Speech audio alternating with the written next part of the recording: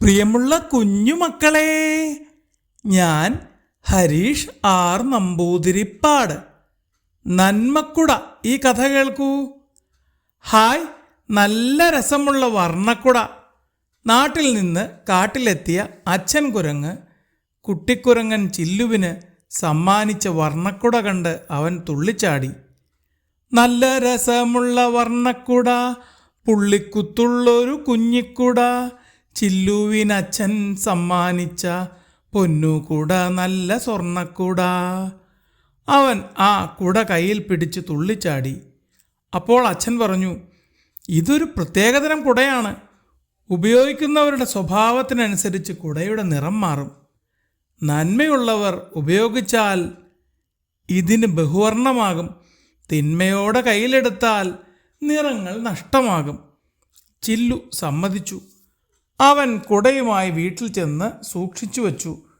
ഏതാനും ദിവസങ്ങൾ കഴിഞ്ഞപ്പോൾ മാനമിരുണ്ട് മഴ പെയ്യുന്ന ലക്ഷണം കണ്ടു.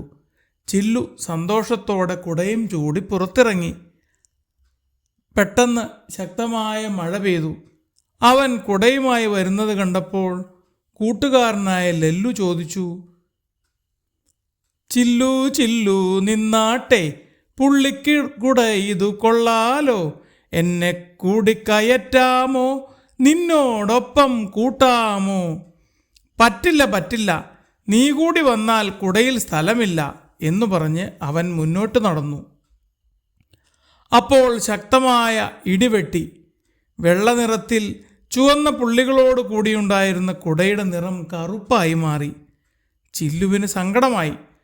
അവൻ കുടയും ചൂടി മുന്നോട്ട് നടന്നു. കുറച്ചു ദൂരം ചെന്നപ്പോൾ ഒരു മുയൽക്കുട്ടി മരച്ചുവട്ടിൽ തണുത്തു വിറച്ചു നിൽക്കുന്നത് കണ്ടു. ചില്ലു ഓടിച്ചെന്ന് മുയലിനെ കുടയിൽ കയറ്റി. എന്നിട്ട് സാവധാനം നടന്ന് അതിനെ മാളത്തിൽ കൊണ്ടുപോയി വിട്ടു. വീട്ടിൽ തിരിച്ചെത്തി കുട പഴയതുപോലെ തൂക്കിയിട്ടു. അടുത്ത ദിവസം മഴ കൂടുതൽ കനത്തു. ആ സമയത്ത് ഏതാനും ഉറുമ്പുകൾ വെള്ളത്തിലൂടെ ഒഴുകി വരുന്നത് ചില്ലു കണ്ടു. അവൻ കുട സാവധാനം മലർത്തി ഉറുമ്പുകളെ അതിൽ കയറാൻ അനുവദിച്ചു. എന്നിട്ട് കുട ഉയർത്തി അവരെ മഴ നനയാത്ത സ്ഥലത്ത് കൊണ്ടുപോയി വിട്ടു. തിരിച്ച് കുടയും ചൂടി സാവധാനം നടന്നു വരുമ്പോൾ ചെറിയൊരു കാറ്റ് വീശി. അവൻ കുട മുറുക്കി പിടിച്ചു. എന്നിട്ട് നോക്കുമ്പോഴുണ്ട്, കുടയുടെ നിറം മാറിയിരിക്കുന്നു. മനോഹരമായ വെള്ളക്കുട മഴവില്ല് പോലെ നിറയെ പല വർണ്ണങ്ങളിലുള്ള കുടയായി മാറിയിരിക്കുന്നു. അവൻ സന്തോഷത്തോടെ തുള്ളിച്ചാടി. എന്നിട്ട് പറഞ്ഞു, നന്മകൾ കാട്ടിയാൽ നന്മ നിറമാകും, വർണ്ണക്കുട എൻ്റെ പൊന്നുകുട, നന്മകൾ ചെയ്തു ഞാൻ എന്നും എൻ്റെ കുട ഇതു നല്ലതാക്കും.